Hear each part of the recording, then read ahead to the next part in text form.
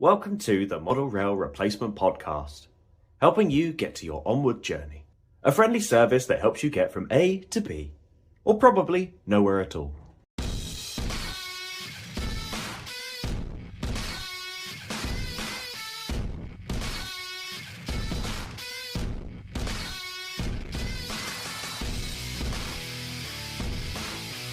Hello, and welcome to the Model Rail Replacement Podcast. I'm your host, Sam, and with me today is, well, no one, because we promised you that there wasn't going to be a news section. However, James is not here. He's currently sipping pints of cream in Magaluf. And there's been so much news this week that we just wanted to sort of finish off the year by sort of trying to close off as many of the news bits as we can before the summer properly begins. And as is always tradition, the second that this episode goes out, there'll be thousands and thousands of new bits of news. So I'm going to cover a few bits before we go into the end of season special. So if you're not fussed about the news, you can skip ahead. However, I'm just going to talk about a few bits that I wanted to bring to your attention before the summer begins. So first of all, we have told people that if you're a manufacturer and you do want us to get the news in, please then send an email to the Model Rail Replacement Podcast email, which is modelrailrp@outlook.com. Taking that advice, we have had an email from Hornby asking if we can let people know about the one-to-one collection open day. It's a special event that's going to be held on Saturday the 9th and Sunday the 10th of August down at Margate. So it's going to have a collection of real life trains in the one-to-one scale, and it's an open weekend for single people, families, dates, whatever you want to do. But you can go down there and have a look. There'll be lots of demonstrations out on site, as well as lots of little things that you can have a look around at, including one of the Black Fives and Churchill's funeral carriage. So that's definitely worth going and having a look. If this is something that you are interested in, you can get a ticket for an adult at £25, £10 for children ages 5 to 15, £15 for concessions, and it's a £50 ticket for family. Under fives go free. So if you're down in Margate on the 9th and 10th of August, please do go and check it out. And thank you, Hornby, for sending us that so that we could let our listeners know. Whilst we're on the subject of Hornby, it would be an absolute crime to not talk about Hornby's TT announcement, which happened today at the point of recording this. So I'm going to quickly go over some of the stuff that Hornby announced today. There's some BR vent vans available in a triple pack for £81.99, or for one single van, you can get it for £27.99. There's a 7-plank wagon 3-pack, as well as some individual wagons that you can purchase as well. James is much better at this news thing, but unfortunately, as I said, he's in somewhere in Barbados or Magaluf. I'm not entirely sure. There's a 3-mineral wagon pack that you can get. There's also going to be an EWS coalfish ballast wagon triple pack, as well as a single, and some China clay hoppers. If you don't know those are the merry-go-round style ones, but they come in a nice silver and blue. Once again, they come in a triple pack and also a single. Now, the 3 big announcements from the announcement in terms of locomotives.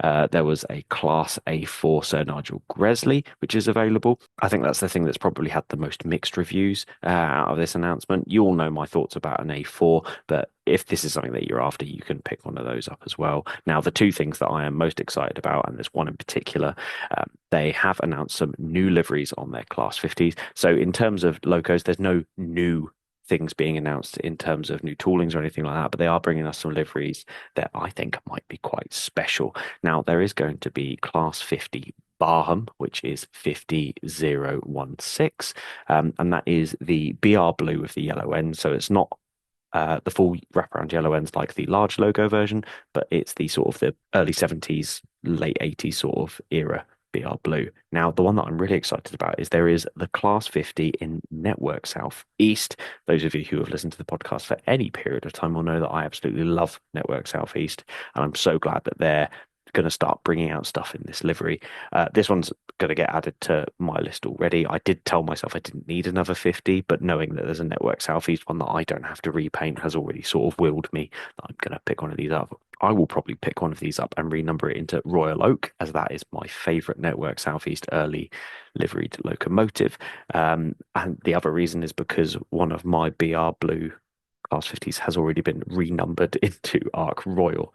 So yeah, that's the Hornby announcement in terms of rolling stock. There are some fantastic looking buildings in there. I do really like the look of the diesel depot in there, but if you haven't already, go and check it out on whichever retailer you see fit to purchase any of your TT from. Now, sticking onto the TT wagon, don't worry, we're coming back to some other bits. Pico did also announce some TT stuff as well today. This comes in the form of some vent vans and some mineral wagons. So we're going really big on vent vans and mineral wagons with these two announcements, which I think they all look really, really nice. It's up to you which brand you want to choose and if those wagons are your deal. If they're not your deal, your era, then there's something that hopefully in the future will be coming from one of these manufacturers. They've also got some new laser cut building kits. Now, I haven't tried any of Pico's laser cut building kits. However, I have got a few friends who have tried the NG7 stuff and they swear that it is delightful. So bear that in mind. There's some new stuff coming from Pico in TT and Hornby in TT. Last but not least, on the news front, I do also want to say we forgot to put this one last week. We were even told about it by our friend Chris from Model U. So, Chris, I am dreadfully sorry. However, there is some Model U figures for the new Rapido E1. They do look delightful. I know that James is possibly going to be picking some of those up later down the line. That's it for news, but there is one thing I do want to talk about before we go. This one is a little bit separate from the news, but it's something that I want to talk about now. I will probably talk about it with James when we come back at the beginning of next season. However, I have just come back from the Chatham Model Railway Show, or as I got told on numerous occasions at the show, Chatham. I'm still going to call it Chatham to everyone there, but for this one time, I've called it by its right name. This is my second year being at Chatham, and it is the best show I have been to. I think it's well organized. The venue is fantastic. The location is something different.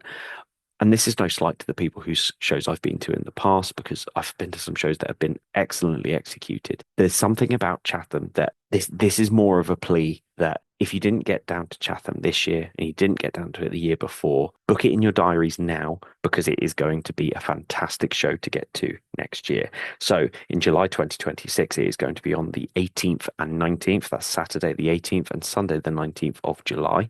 So please put that on in your diary. It has not yet been confirmed people who will be going. However, I am hoping to make a return.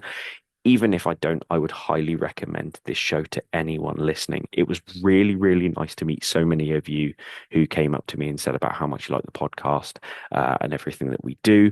I did tell James the feedback about how quite enjoy mine and James's just rambling episodes, which to us was a bit of a shock, but it's really nice to hear. And we had so many nice words from people who are parents of neurodivergent children who really appreciate what we do in the hobby. So once again, it's so lovely to hear that. So thank you to anyone who did come up to me and say how much they love the podcast. Obviously, in the last episode, I said about how stressed I was getting the exhibition layout ready. Was it finished? No. It was in a position where I was happy with how it was for the show. And thank you to everyone who came up and said such kind words about it. So once again, just a selfish little plug. I had an amazing weekend at Chatham. I got to spend it with some amazing people, and a massive shout out to my friend Geggs. He's never going to listen to this, but unfortunately, Mark wasn't able to come with us due to a last minute issue, and Geggs really stepped up this weekend. So although he's not a train nerd like us, he really, really stepped up and helped me out. And if he wasn't there, I don't know if I would have been able to pull my shizzle together this weekend. So thank you very, very much for listening to me ramble. That is it from the actual news part. I'm doing quotation marks and none of you can see me. We're going to go and listen to our end of year show review thing. Thanks very much for listening. I'll speak to you again in September.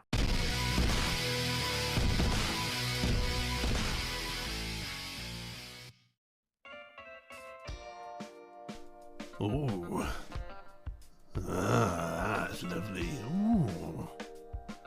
Oh, yeah, look at that. That's dirty. That is filthy. Sir, you can't get that out right now. Not in the middle of a dinner party. Why not? I want to show it to all of my guests. I'm afraid it's just not appropriate, sir. Nonsense, Wilson. Ladies and gentlemen, look at that. I say, has he whipped out his dirty shunter for us all to see? You can get your models weathered by Emperor's Path using just the airbrush for a light dusting, or alternatively, oil paints and airbrush to add that extra depth. Contact Emperor's Path on Instagram at emperors_path, or alternatively, emperorspathcontact@gmail.com. Emperor's Path Weathering. If it's not dirty, let's fix that. Only Emperor's Path makes it that dirty.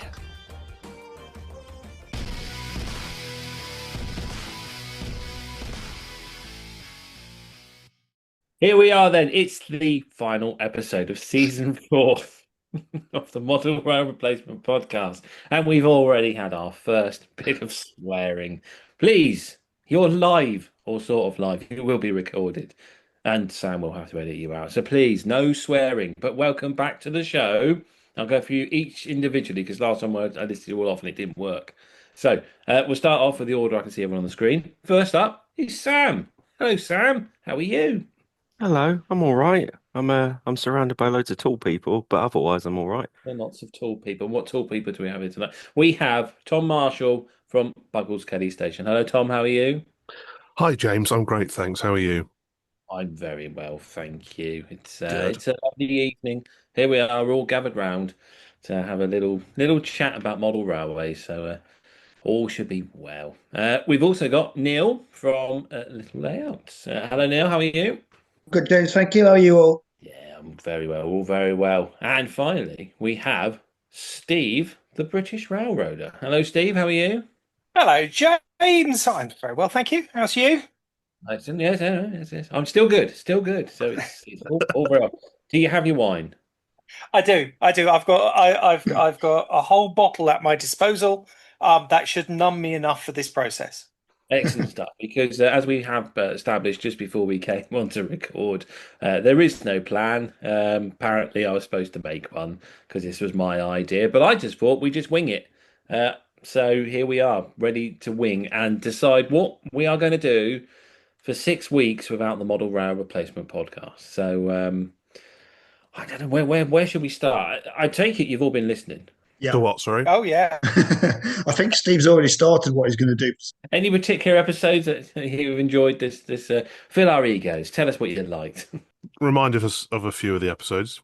I can't remember. I was hoping you'd come up with something. I wasn't on it this year. I was going to say there was an excellent episode at the beginning of the year where they talked about American model railroading, and I thought it was good.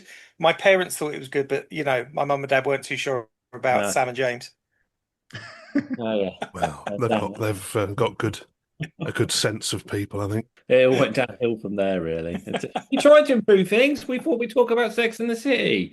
Was that working for you? How do you feel about a bit of Sex and the City chat, or what's it called now, Steve? Just like that.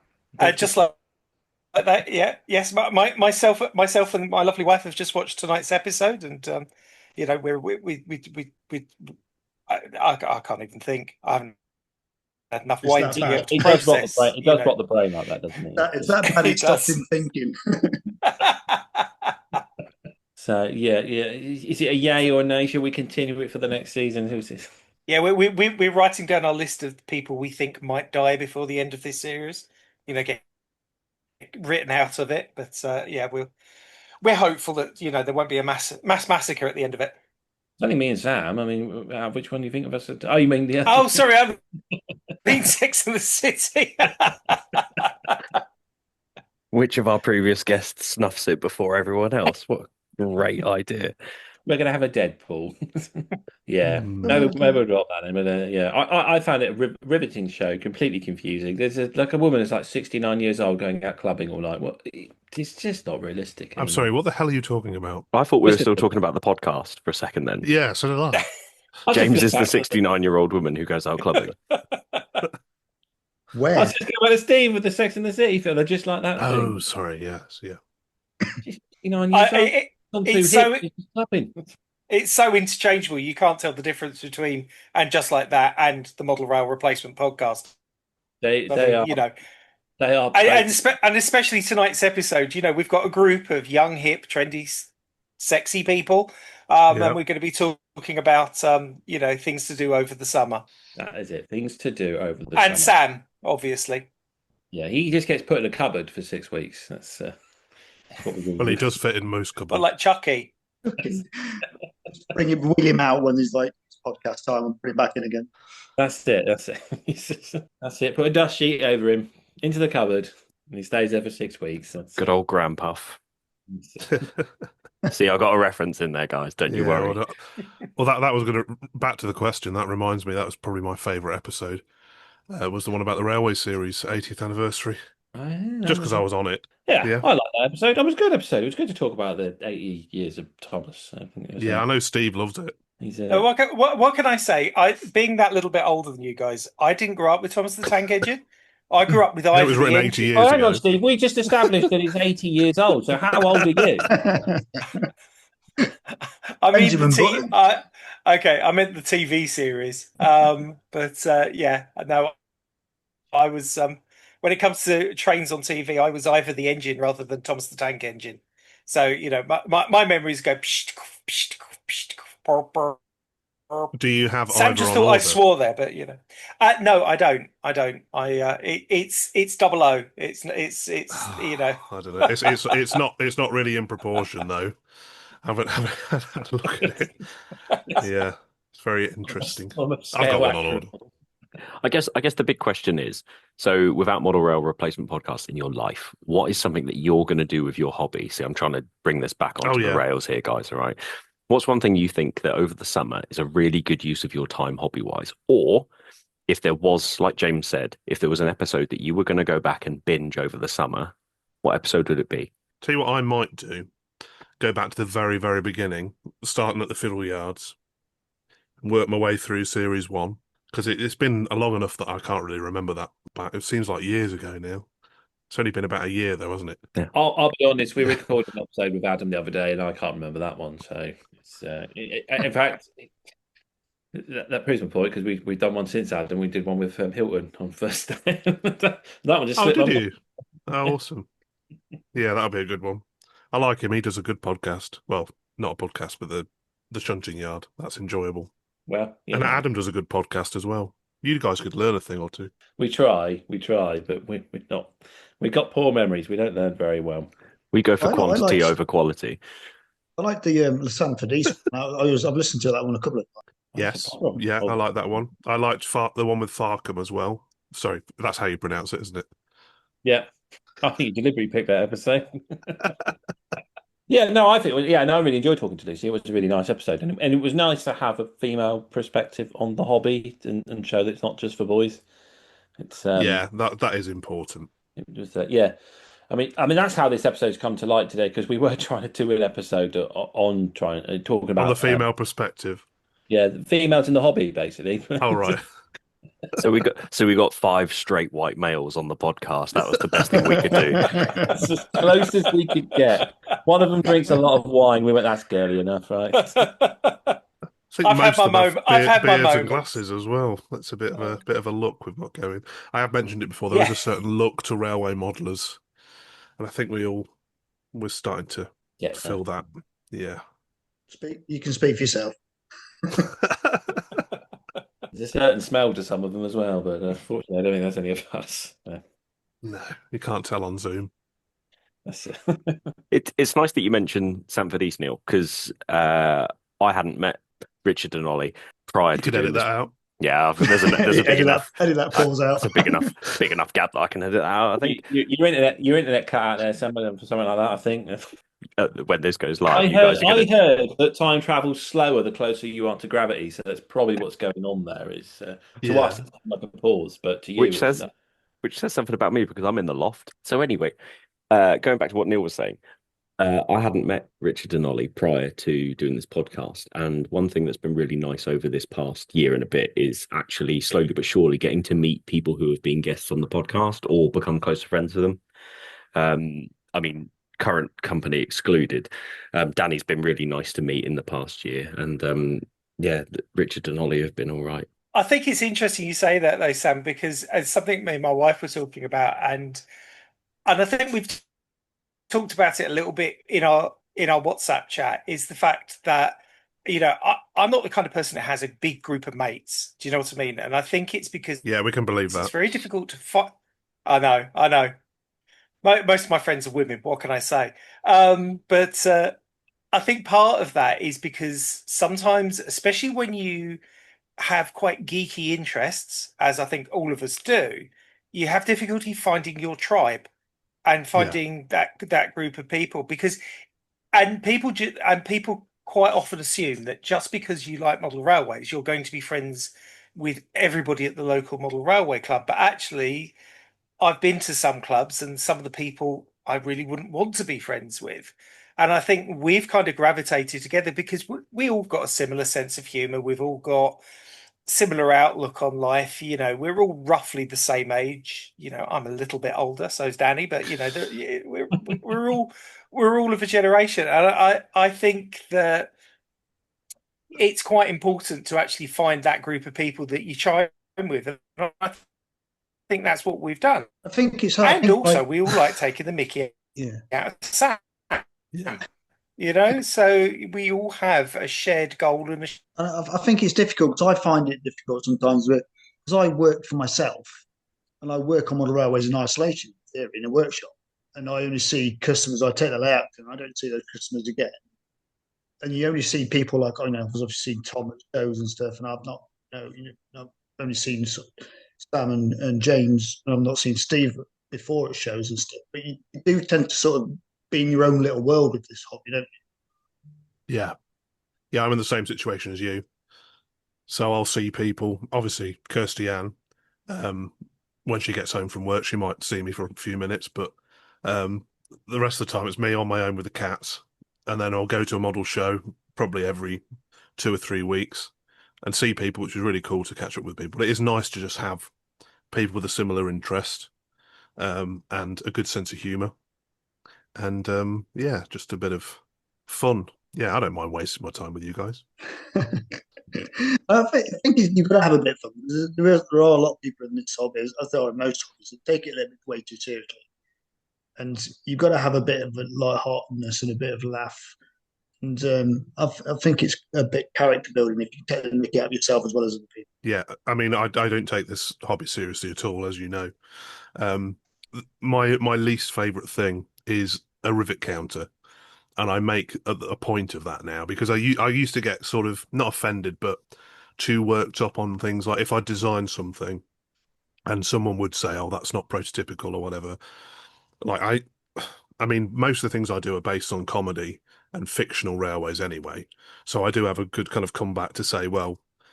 Yeah, but I made it up myself, so it doesn't really matter what it looks like. But now I just kind of I've learned to block people rather than start an argument with people over stupid little things because it's too short, really. Life's too short, and you've got to have fun. I truly believe in rule one, where if you want it on your model railway, you have it on your model railway. It doesn't matter what other people think. But I mean, there is a place for realism and people who are really into that, fair play to them, but don't enforce it on other people, I'd say. Let Yeah, people I agree. enjoy it Yeah. their own way. That's it, isn't it? It's that we all have different levels of the enjoyment to the hobby of what we like and what we don't like, and yeah, there's some people that really like the prototypical stuff, and some people that just like to have a bit of fun with it, and there's nothing wrong with that, and it's sort of it spoils it, doesn't it, when someone's sort of rains on your parade, and that's wrong, that's wrong. It doesn't matter. It's just a hobby at the end of the day, and if you're having fun doing it, that's all that really matters. Yes, I think some people find fun in trolling as well, Yeah. especially online where they can be anonymous in someone's YouTube comments or whatever. You know, not so much on maybe on Facebook where you can track them down. Well, Sure did. that's jogged my memory that we've got another topic we need to talk about. It's funny you say that about rivet counters and people just trying to destroy other people's hobby. I don't know if anybody follows Kimru Yeah, Comrie Rails. Rails. There we go. Thank you. Like Yes, James, I can't. I'm friends with him, Dan. I don't know if you saw his post earlier today. So here's a little bit of timeline stuff for you. He posted that someone told him off at the show because he was filming the layouts, very much like what James does with his exhibition videos. Someone told him off and said that he's killing the hobby, that because they are filming layouts, it's detracting people from coming to the shows. And I think that's the complete opposite. There's Yeah, some layouts that's that ridiculous. I only get to see through people like James's videos. Like I never have a chance of seeing them because I don't go to some of the shows that James goes to, and it's just one of those facts of life, isn't it? That certain layouts don't travel certain distances. So although James and I actually live closer out of all of us, I think I live closest to James. It's so weird that someone, rather than just supporting what someone's doing and trying to help the hobby, they're trying to talk someone out of it, and they've got a lot of followers on Instagram and YouTube as well. And it's the kind of person you want to be Yeah. like, that's the kind of person who supports our hobby and is going to create a better hobby for all of us. James, you do this thing regularly. Do you think what you're doing is destroying our hobby? Well, no, because I make a point of telling people in the videos, if you can get to a show, if you can go see a layout, then go. Go support your local club, go enjoy the exhibition. And the thing is, I can't travel in time, so I can't do my video and put it on the internet before the show happens. So, if you want Yeah. to see it on the day, you're going to have to go there yourself. If you can't get there, then you'll probably want to have a look on the internet and go, I'll watch it later. Or in the case of like at the Abingdon show, when they had their 50th anniversary, it was advertised pretty well, but I don't think people realised how big of a show they'd put on for their 50th anniversary. And it was through my video there was loads of comments of people going, "Wow, this is a really good show. This is an amazing show. I can't believe how good this show is." And that had a really positive reception, and the Abingdon Club had a really good reception from it. And from that, they decided that this year they'd do the same, and they had same again, big weekend show, massive layout, and real big hitter names as well. They had like Bath Green Park was there, Grantham was there, St James's Street I think was there as well. I think that was that year. I might be combining years now, but Buggleskelly really, Station. yeah, he Yeah. was there. They tucked him away in a corner to keep. So that's Yeah. not the first time this week you've been forgotten about, Tom. You just wait till Monday's episode. Oh, thanks. But I think like No, but yeah, I know what you mean, watching James. Yeah. watching videos of shows. I don't go to many shows at all, barely any. So if there's a show, I think, like sort of take for instance Eastfield Oakage layout. It doesn't go very down this way very often. I couldn't get to the show, so it was nice to watch a video of that at the show, so you could see what it's like. Some people can't travel to shows. Some people literally physically can't travel to shows, so it's their only outlet to watch going on. I think Yeah, I think I think as well. I mean, especially with my YouTube channel focusing on the American railway stuff, is the fact that because the people who model American stuff are spread out across the UK, they can't go to each show that an American layout's going to be at. So you tend to find, I mean, I get some people moaning at me saying, "Oh, you're concentrating on the American layouts." Well, that's what my YouTube channel's about.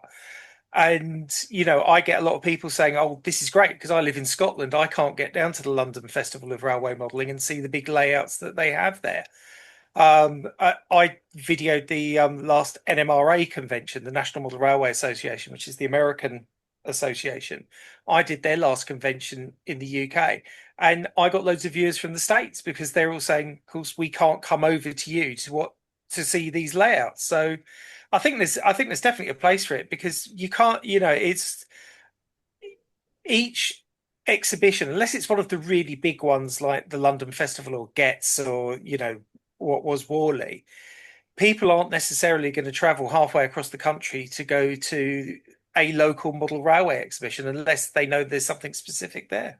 Yeah, and a lot of these shows, especially the bigger shows, invite people to film them. I know Jenny Kirk, I know Laurie, both of them have been invited to these shows by the organisers to cover them.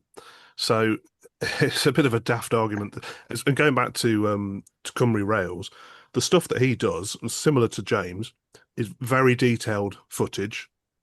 it's stuff you can get up closer in a video than you could watching it from from the audience. Sometimes you can't even get up to these layouts, so to see a detailed video of it is sometimes better, I think.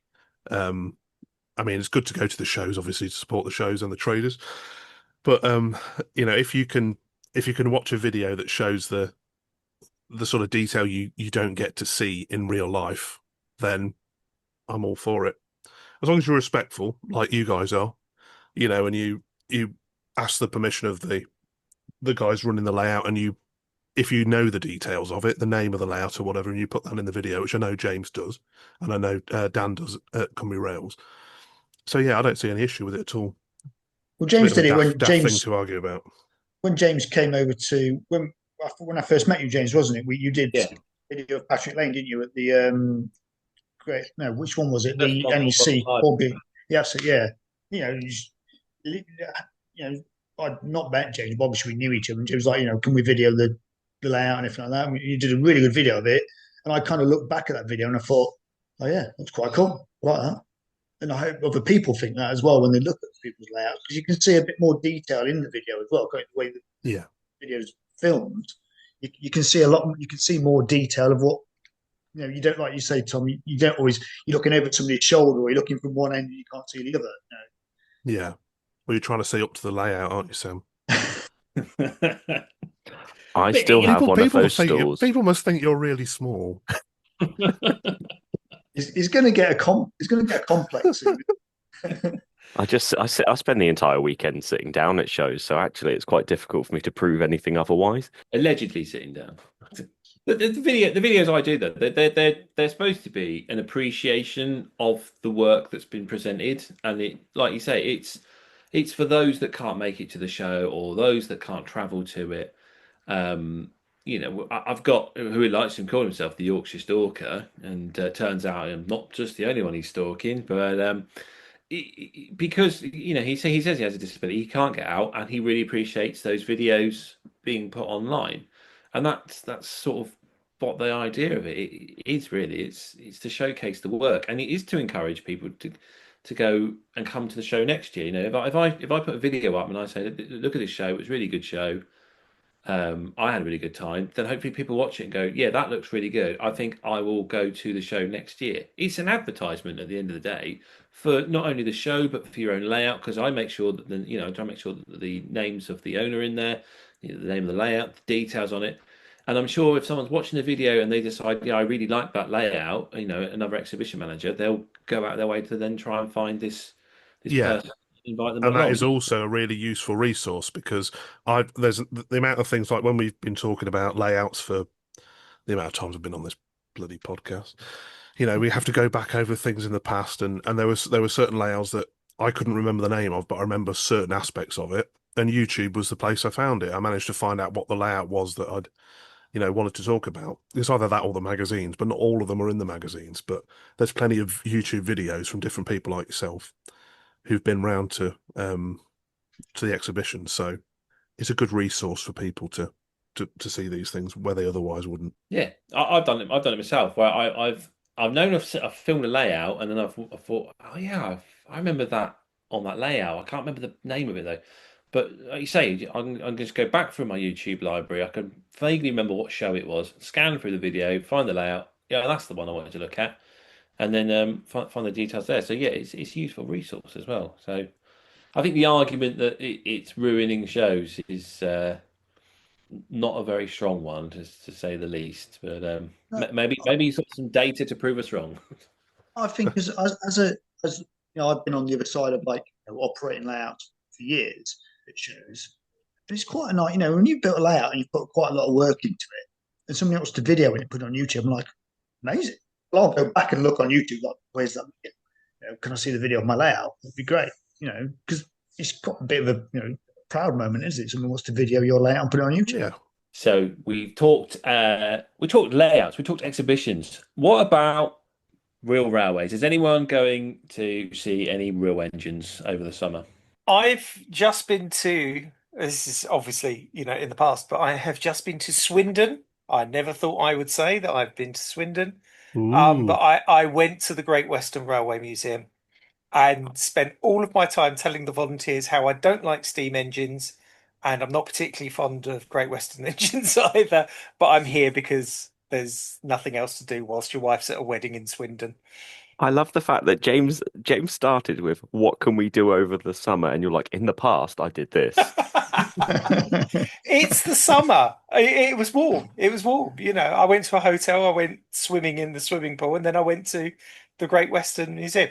If you look, anybody who's listening, and I hope somebody does listen to this podcast, if you're in that area and you want to go to a museum about the Great Western Railway, it's very, very good. To be honest, I've got a really good customer in Swindon. I go every year to do maintenance on his layout, and I just spend 2 days over there, so it's not too bad. I do stay on the outskirts though. About 25 miles on the outskirts, something like that.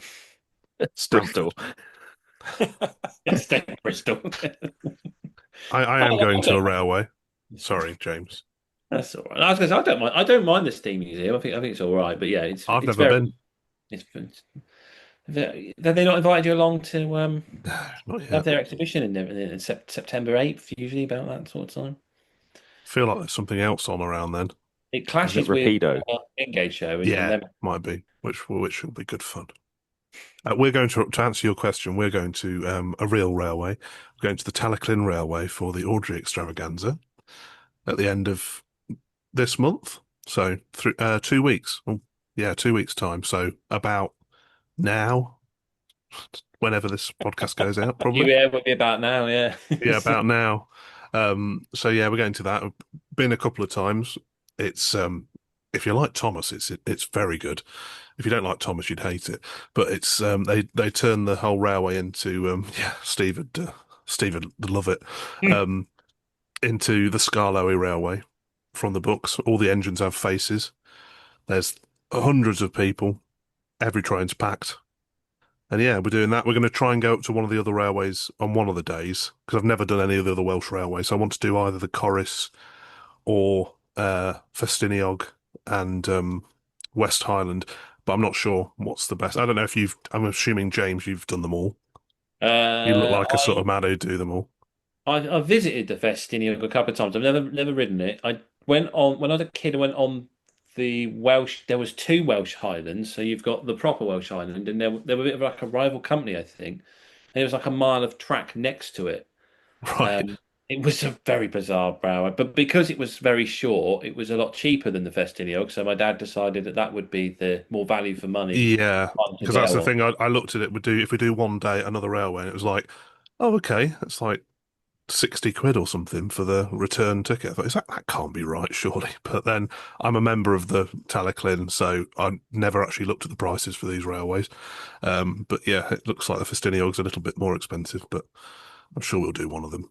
Isn't the Barla Lake really close to Tallaghclin as well? We're going to do that because that's open on the Monday because we're going down on the Thursday and coming back on the Monday. So I think we're going to do that on the way back through because it's sort of on the way back to our part of the country to go via Barla Lake, which is somewhere I do want to go. I want to see Alice. I think Alice is there. It is Alice there. The other thing is, and because obviously when we spoke during the 80th anniversary episode, you and I said about the mountain engine books. Have you thought about taking a detour to the Snowdonia Railway, and you can actually go up the? Yeah, I do want to. It's a bit far though. From I think for a day trip, it might be a bit too far because the only downside with Wales, and I do love Wales, and this isn't a dig at Wales. There's not a single motorway when you cross the border. So there might be one down south, but it takes a long time to get anywhere. So it would be a bit of a struggle, I think, to get up to Snowdon. It might be okay. I don't know. It's. I mean, having done it, I do want to do it. I do. It is really, really good. It's such an interest. It's the idea that you've effectively, much like any other railway where you have a passing loop, it's the idea that the trains coming down effectively pass, but nothing really stops, and it just continues going. Oh, wow. It is cool. So yeah, I'd highly recommend the Snowdonian one. I think you can just about see the Welsh Highland when you get to the top as well. From the if it's a good day for a view. I was going to say that requires Wales to have decent weather. Well, when I went last year, it was absolutely beautiful. We had a few days in Barmouth, and we sort of located ourselves there. And as Tom says, the roads are small, The roads are beautiful, though. It's a beautiful drive through the It middle of is beautiful Wales. driving, but we But we, yeah, we made sure we very were small. local to a station, so we just used made use of the train to Yeah. get around. That was quite a good way to get around there. But yeah, we went to the Talaklim for the first time. Oh, and it was absolutely gorgeous weather. It was beautiful all the way up, beautiful all the way down. We stopped at Dolgok Falls, and the kids went and played in the stream and had a great day out. And yeah, it was great. I was like, I kind of want to go back there again this year, but I didn't think my wife would be willing to do the exact same holiday. So we're going to go to Cornwall, and on the way home, we'll probably stop off at the Linton and Barnstable and have a go on that one. I reckon. So a Yeah. bit of Devon narrow gauge. So, as long as we get some narrow gauge in, it's all good. My problem is that I know that I've been on the Devil's Bridge, but I can't actually remember what part that is actually on. But that's the complete opposite side of Wales, isn't it? That's about mid Wales, because that's the Vale of Rydal, isn't it? That's it. Yeah, Vale of Rydal. That one's also nice. That's another one that we pass on the way. So whether we can fit 2 in on the Monday on the way back, that's a. Isn't it? Doesn't it Christian's fit? going to love this holiday. Doesn't it finish in Aberystwyth? Could do. Yes, I think it does. Yeah. And We were actually going to Wales a week after for a family holiday, and I think we have to go through Aberystwyth. So whether I can do more railways, gosh, she's absolutely gonna love this. can't you just throw out there though that it's a work expense? Surely that taints everything in a good way. So, yeah. Well, as far as HMRC are concerned, everything's a work expense. This is. right now, this is tax deductible. Yeah, this alcohol I'm This is drinking right now tax-deductible. it's an on-screen prop, even if you're not showing the video. It's part of the business meeting that you're part of. If you're doing that many railways in Wales, one of the volunteers I know that I worked with, I'm sure he said they used to do the little trains. Yeah. Monthly ticket or something like that. Well, So with the Talaklim membership, you get half price on some of the railway. Well, I don't know if it's half price. I know you get a reduction on the Festiniog, so it wouldn't be as much as I'd said. And I think a couple of the other ones do a reduced rate if you're a Talaklim member. So yeah, I'm going to make the most of it. I'd imagine the chorus has got to be in that one, right? Because yes, I think so. Yeah, considering the same gauge, yeah, it'd be quite close. I think I'm going to be going on some French railways or tramways, one or the other. In France or being deported. Sam's been deported. Don't tell Steve he hates French railways. What's he doing out of his cupboard? What? How do people think I hate French railways? I used to model French railways. They said so on the last podcast. I know. We start a rumor, it becomes true. That's the power we have. What is it that you've got against the French, Steve? Just out of curiosity. Nothing. I love their wine. I love their food. I had my honeymoon in Paris, for goodness sake. Though, admittedly, and is that what ruined France for you? That's what ruined France for my wife, because we had to go to every railway station in Paris so that I could take some photos and visit the model railway shops. You're married. Yeah, that's it. You had your chance. Did you whisper to her on your wedding night, I've got a little secret? You'll find out tomorrow. Can I just say that Mrs. British Railroader was under no illusions when she married me that she knew exactly what she was getting. What is the French version of an anorak? And Anorak. Capote. Capote is French for a weatherproof coat. And that's only because I know this, because they also use it as a euphemism. How do you know this information? But in the actual quiz we did, you were crap.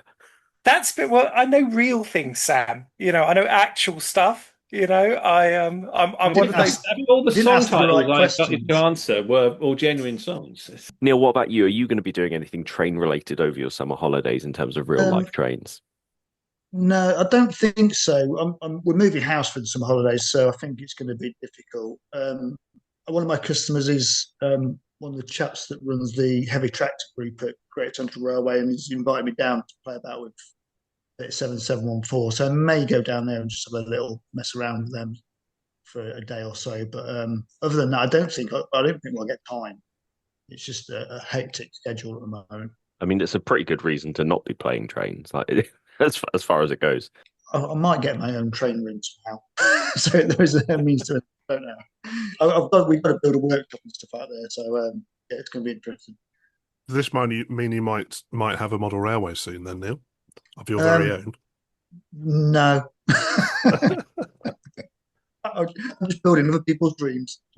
It's when you throw a complete curveball and you decide that you're going to start doing an N gauge layout instead of an O gauge one. Well, I've been the O gauge off.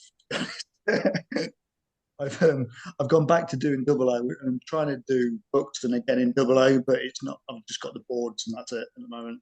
We've just got so much work on at the moment with the release of the new products and stuff, and the all the stuff we're doing at the moment. It's just manic. You've been dropping some little clues on Instagram, I noticed, with some of your products. Yeah, we've been working on it.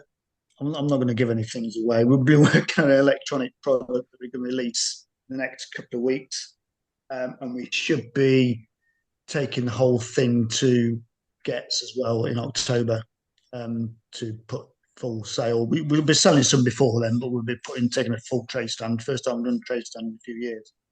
So we'll be taking the trade stand to Gets. Oh, we're all coming to see you at Gets. Yeah, it should be fun, shouldn't it? It should be.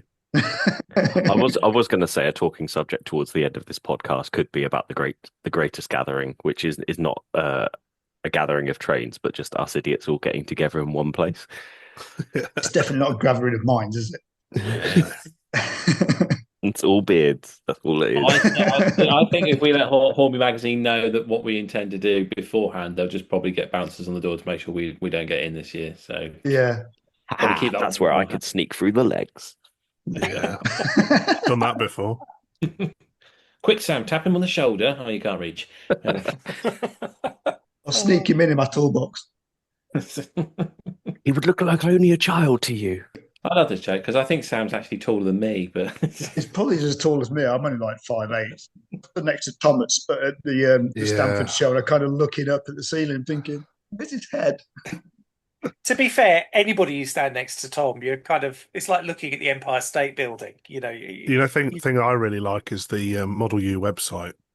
Is the Sam's figures next to me, and they've clearly made him a lot smaller in that image. And when we do Gets, my brother-in-law George, he's been helping us design all the products.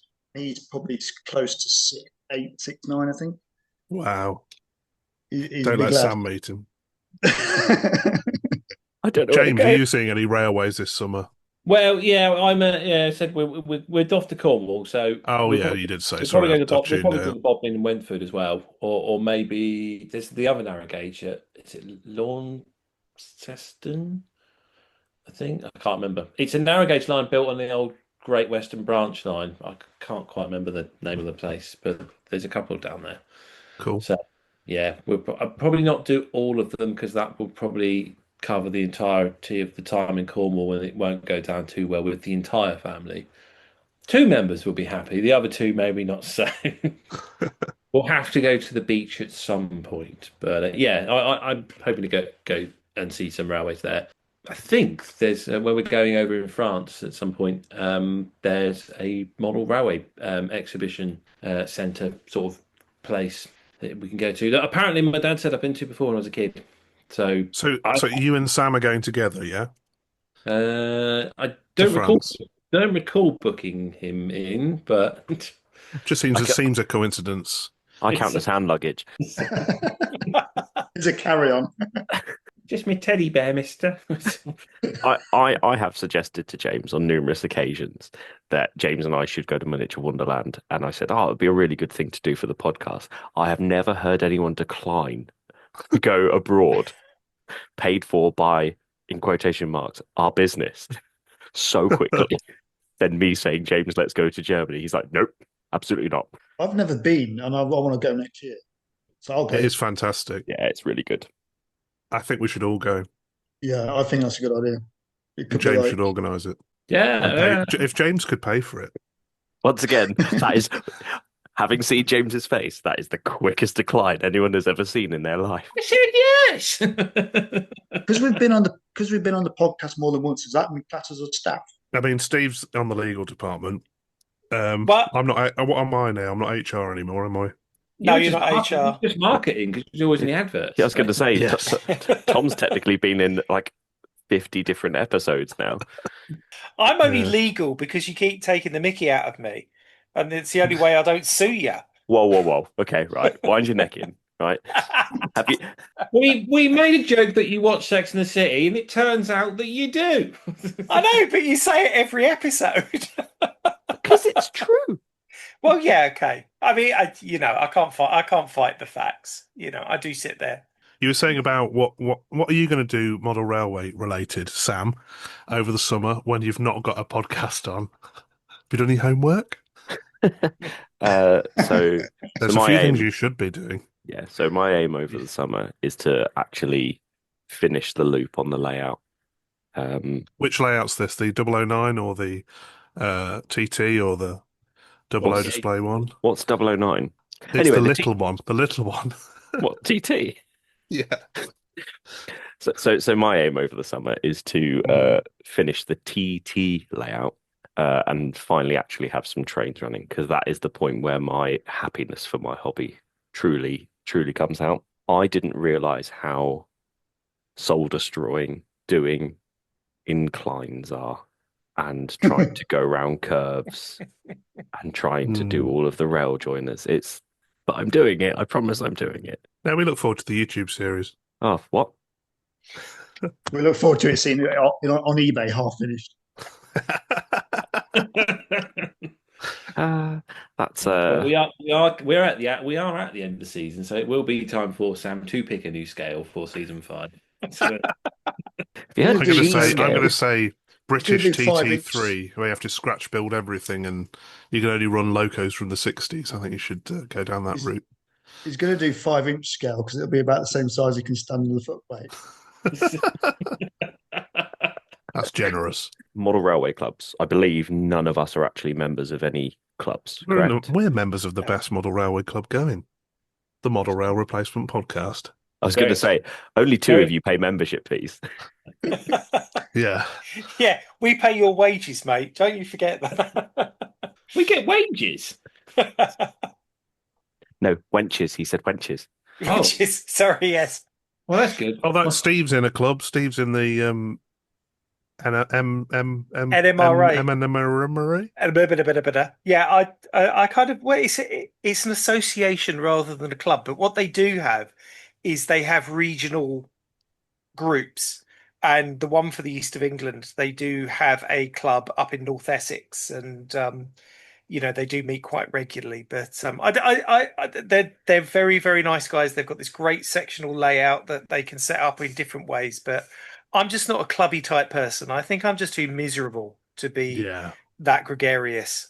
My local club closed down, so that was my excuse. Although I found the 009 Oxford modelers meet just down the road. Yeah. They've not invited you yet. No. It's finding the time, because being a shift worker, you can't go every week. And so that sort of makes it a bit off-putting, because it's paying a membership fee or whatever to go every week and you can't make it. And I'm just quite happy in my own room. Not even being a shift worker, I don't think I could go to a model railway club every week. I just don't think I'd have the energy to do it every single week. Yeah. I think it's commitment, isn't it? And not just socialising with people when you don't, whether you're not in the mood to do it. But I think I'd feel bad if I didn't do my bit. If you expected to do something towards a layout or whatever, and I didn't have time to do it, that was what I'd probably regret, I think. I find it's like going back to it's like going to work at night time for me. I like doing it in the daytime and go and do work on another layout for someone else instead of doing anything for myself. Yeah, that's a proper busman's holiday for you, isn't it? Constantly doing it. So yeah, we've concluded then. Model railway clubs, not for us. Except our own little social circle. Well, we don't have to do a layout. We just talk nonsense. We don't really talk about model railways, do we? No. I don't think we actually have any interest in the hobby whatsoever. I think we all like spending money. That seems to be the reoccurring thing when it comes to this That's hobby. all we're in it for. We're just for the dopamine hit of shopping. But we didn't want to buy shoes, so Except for Steve. Got a feeling Steve does. even his Jimmy Choos. Right then, right. We're gonna We talked about what we're doing, where we're going, what we're seeing, sort of. I don't think anyone asked Sam if he's going to see any trains this summer. Well, no, he's going to the French tramway. That was it, wasn't it? So, well, With you, apparently. yeah, Le, tra- apparently so, yeah. I don't Le know. Tram. So Oui. yeah, but then when we come back, we will do season 5. Is anyone got any ideas of what we should do for season 5? Any suggestions? I like the ones where you interview random people. I think they're good fun. The ones where you two are arguing with each other, that's probably more fun. They're good. I don't think you should do any more of the head-to-head things. They're really boring to listen to. Do some But like yeah, live on the street ones where you just like go to random strangers, say like morale. yeah. Sam would be great at that. Walk up to random strangers. Have you heard of the Model Rail Replacement podcast? What?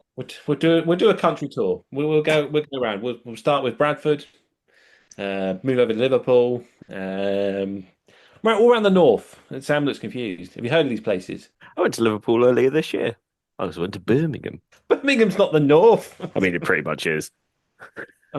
It's north of me. Everything's north of you. That's true. Except France. France is not north of me. What about then? We mentioned Miniature Wonderland. I think Kathy Bennett's got some sort of plans for a British style Miniature Wonderland, but isn't there another one I've seen popping up on the internet? Has everyone heard about this? Because I sent them a message and asked them if they'd like to come on, but I haven't had anything. And I've seen a few bits and pieces, and I went on their website, and I was a little bit concerned because they seem to intimate they've got some kind of royal connection. So I decided to pop a letter in the post to Buckingham Palace and see what I can find out. But the king hasn't written back to me yet, which is the king hasn't replied yet. Do you know what? I was really surprised because him and I have been close for years, and I thought he would just get back to me straight away, but no, nothing. Well, as we all know, he is a railway enthusiast. He does like his engines, and he does like Thomas as well. He used to enjoy the old Railway series books growing up. Yeah, well, we forgive him. We forgive him those transgressions, but he does actually like proper trains as well. Maybe you could get the king on the podcast. Now that'd be a coup. Well, there you go, Your Highness. If Your Majesty, which one is it? Majesty. Not you, Steve. Delete whichever one's the wrong one. We want to get this right. If we're going to invite His Majesty King Charles, that was he third, fourth? Third. I'm not very up to date with the time. Blown it. yeah. I don't think that's going to happen now. Will, No, I've heard about this. I've heard about this big model railway thing that apparently is being planned for 2027. I saw it on Facebook, and I did a little bit of sleuthing, and every image on that page was made by AI, and every video on that page was stolen from other pages, such as Miniature Wonderland, Suitcase Trains, a few others as well, that were all just taken from other creators. So I don't think it's very real, really. I don't think it's slander to say that it's a load of old rubbish. Well, you see, now I saw the posts on Facebook, and I asked, but yeah, I saw a Facebook post, and it was footage of German hydraulic of some description. I just put, it's nice to see you're going to be using actual British trains, and they said yes. Yeah, we're going to try and get it as authentic as we can, and this is the kind of thing that we want. But this isn't an actual thing. This is just inspiration for how they want it to look. So but every every answer was written by AI. Yeah, British themed Wonderland with German engines. I think that's what they were going for. The other interesting thing is according to their website, the models are going to be to 1 to 72. I refer you to my previous answer. On the website it says that the models are going to be from 1 to 72nd scale, and so I contacted them through their Facebook page and said, would it be easier to model it in 00 scale? Because you've got a wider range of bits and pieces. But the response, and I had a couple of responses, came back and said, oh no, 1 to 72nd is a universal modeling scale. Well, it is if you like tanks and warplanes and things like that, but not necessarily all of the civilian side of things, which is, I think, hopefully what they're going to be they're proposing to do. So it's a very odd situation. And did you also get banned off their Facebook page? No, because I was polite. I did. Yeah, I did too. I got a cease and desist letter written by AI. Well, And that's so will it. you too. Robot lawyers. So, so did you get a letter or an email? No, an email. But the email said it's also been sent as a letter, and I never received the letter. So I don't think it had really. But the aviator, the avatar on the bottom of the email was clearly AI, and every single person on their About Us page was an AI image, apart from the main guy who'd photoshopped himself in front of miniature Wonderland. And I'm not even making that up. I also went to the website and and took the photos and tried to Google search the photos, and none of these people seem to have internet presence. I asked a couple of times on posts they put of the AI pictures of different images.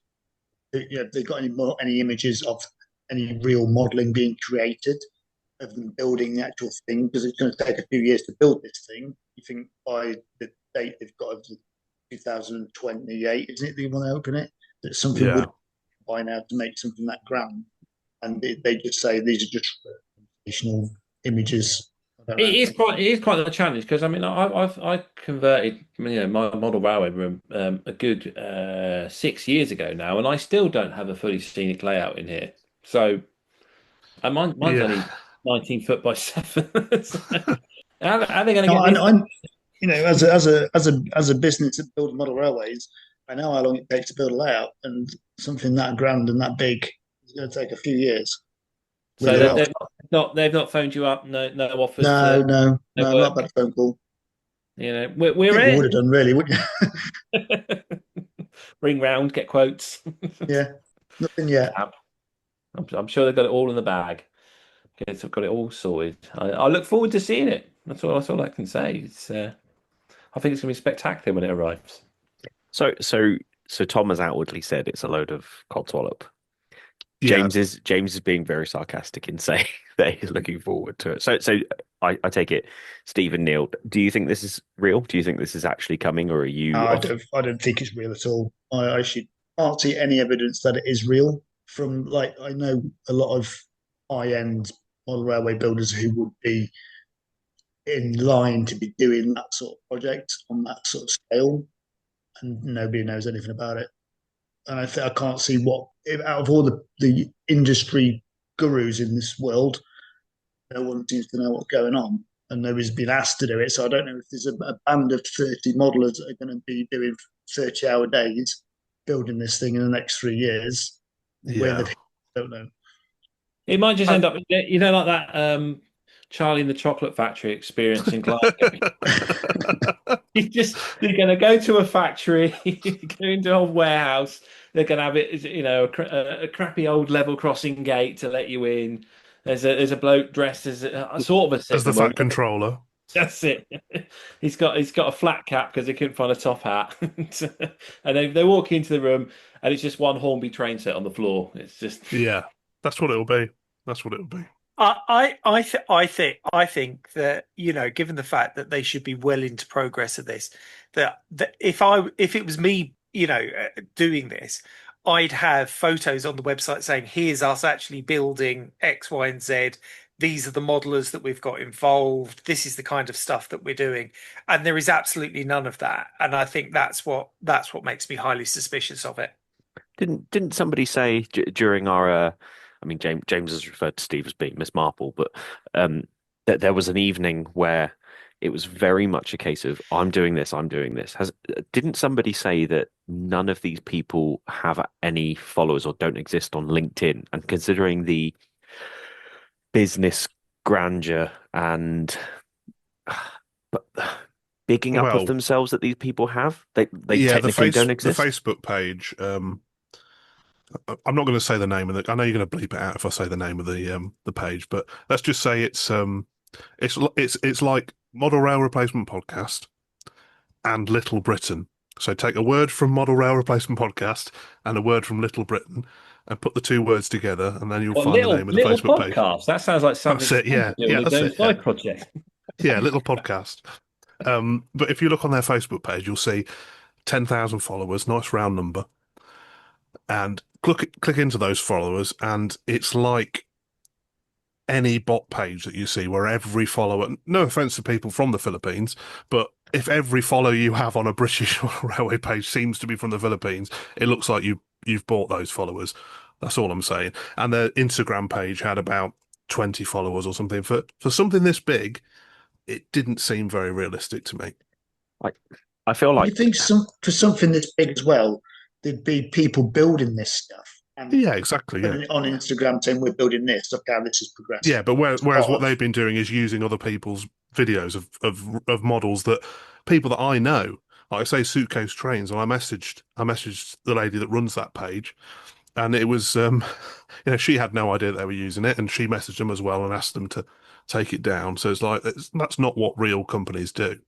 If you're collaborating with someone who's building something, you'd go legit and you'd use the publicity that they've already got to kind of promote your stuff. You wouldn't go behind their back and steal their content. But you'd also think like they'd be engaging people like Pico and Hornby and Backman and everything like that, like they have with Waterman stuff. They'd be Yeah, all over that because it's free advertising, it's free. It's just all their stuff going in there. They'd be approaching them for that kind of stuff as well. And yeah. there's nothing of that there, so they haven't sort of approached these guys either. I think Well, Steve did get in contact with Pete Waterman, didn't you, Steve? I did. I went through one of his various companies, and I got an email back from one of his assistants said we'll pass this on to Pete, but I've not heard anything from him yet. But it was just to ask, look, have you heard anything? Because if anybody's going to hear anything and know whether or not it's on the level, it's going to be someone like Pete Waterman Yeah, because of his presence within the modelling sort of like industry. Well, I'm Um, sure Pete and the King will both listen to the podcast, yeah. so they might reach out. they might do. They might do. I'm waiting for them to both become subscribers to my YouTube channel as well. It'll happen. It'll happen, I'm sure. Can I just say I'm on there? I'm on the Facebook page and I'm looking at some of the followers, and some of these followers are, let's just say, ladies that sometimes contact gentlemen on through YouTube or Facebook, saying, "I love your profile. I think we should be friends." So yeah, I don't think Is this from personal there's experience? yeah, I know. I'm fighting them off, mate. I'm absolutely fighting off the bots. If one of them was an actual real modeler, I'd be really surprised. But yeah, it's an interesting eclectic mix of followers, and yeah, very few of them have anything to do with with modeling, if you know what I mean. Yeah, so at least this kind of modelling. Yes, yes. I mean, I got banned because I asked them if they knew, and I put the name of their CEO, and that's what got me banned, which was really confusing.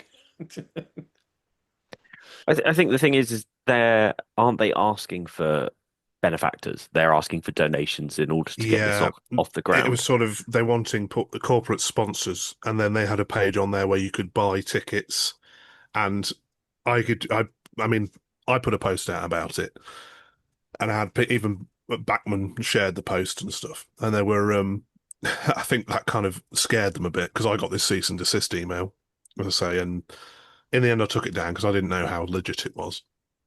But yeah, it kind of it didn't come across very well to have a page using AI images for one thing, which I hate generative AI over modeling.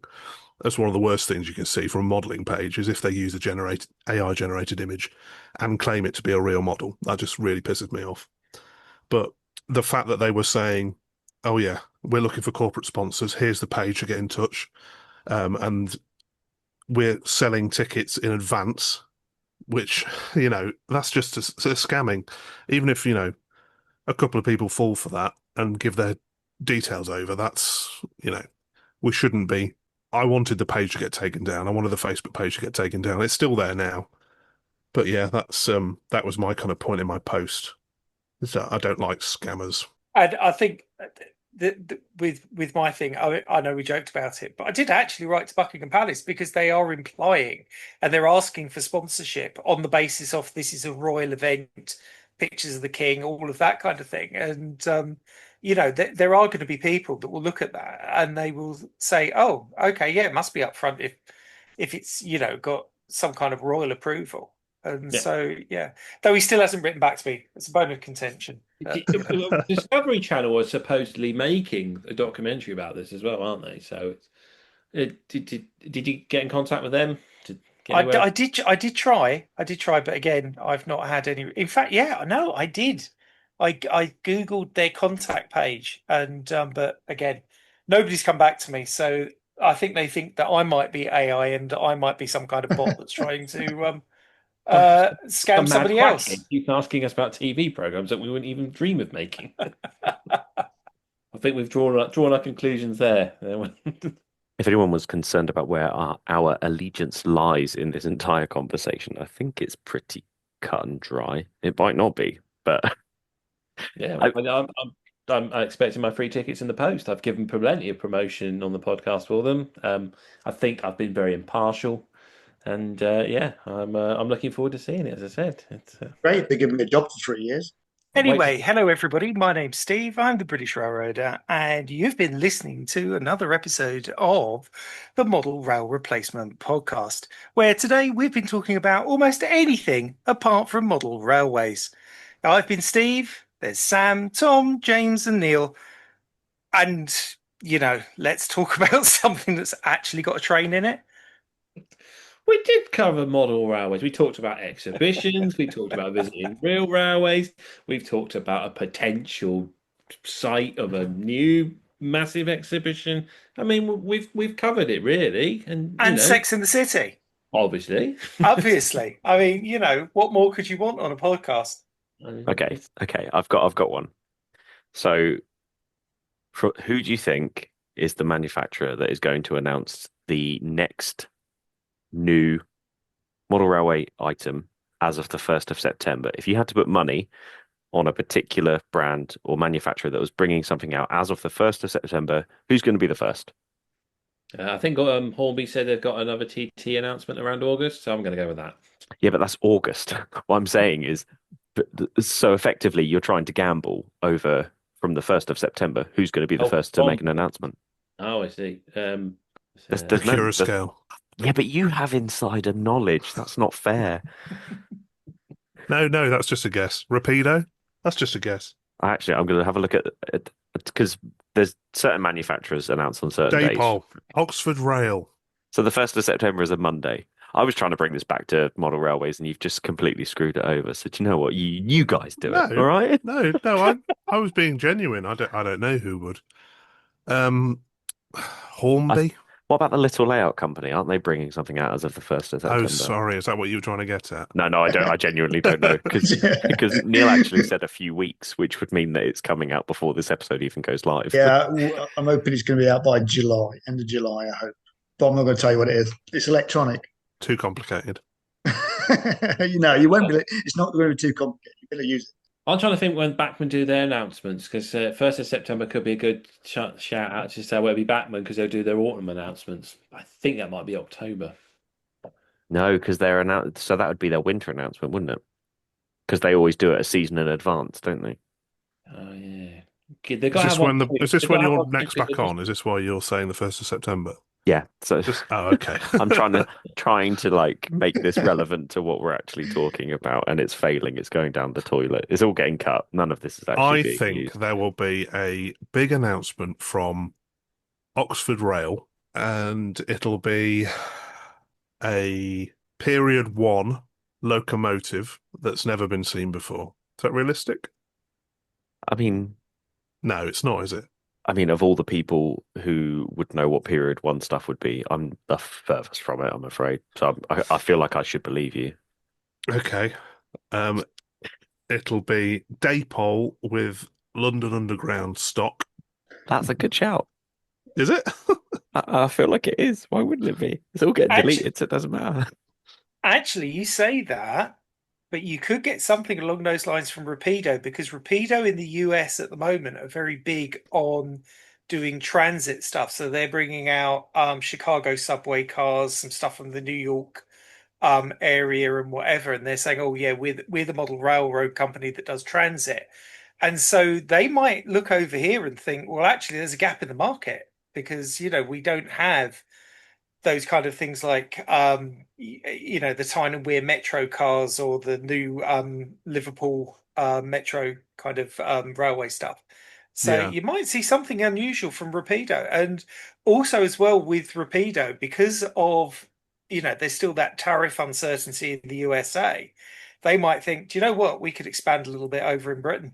So I wouldn't be Well, surprised if we see something. the owner was over last week, wasn't he? I saw a video with him looking at all their.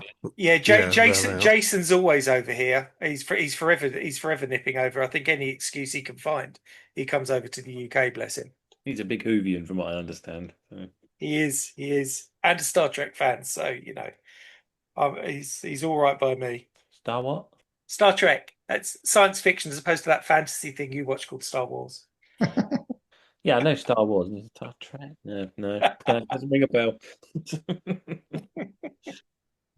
Yeah, I can see Sam crying there. He's like, I got it back onto Model Railways and we've taken it back over. Now we're talking Star Wars, Star Trek. Did we answer what are you doing on your modelling while you're not podcasting, James?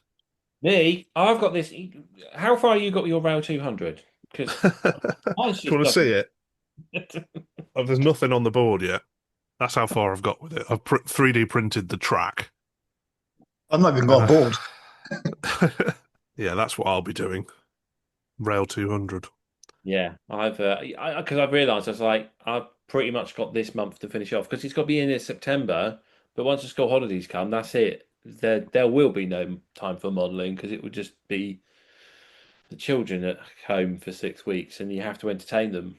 And it's very, very hard to entertain two very ADHD children.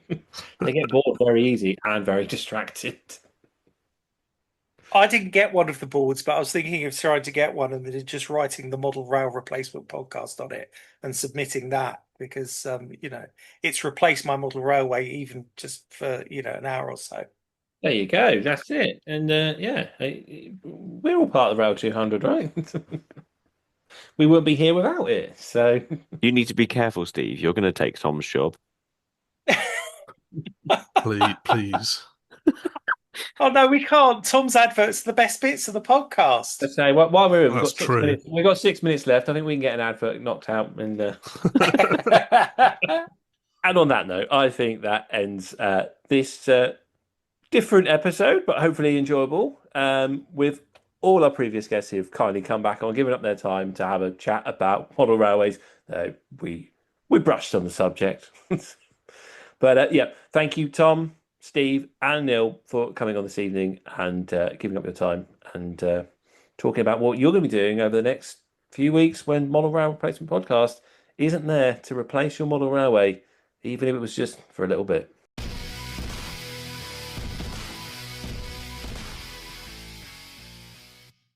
You there? Oh, me? Do you like model railways? Yes, that's why I'm listening to the Model Rail Replacement Podcast. Do you like comedy? No, that's why I'm listening to the Model Rail Replacement Podcast. If you like model railways and comedy, head over to BuggleskellyStation.com. From Dad's Army to Will Hay, Laurel and Hardy to the island of Sodor. Add a comedy cameo to your model railway today. All right, thanks. Buggleskelly Station. You won't be wasting your time.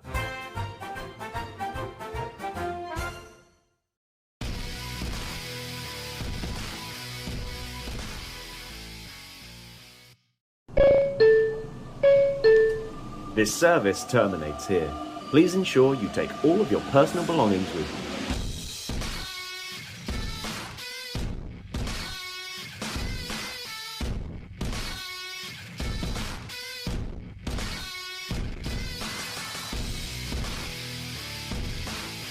Hello, listeners. We've got some very exciting news. Do you want to be part of the podcast? Do you want to join the team? Well, an exciting opportunity has come up to allow you to be part of the Model Rail Replacement Podcast. And here's Sam with the details. This episode is brought to you by Patreon.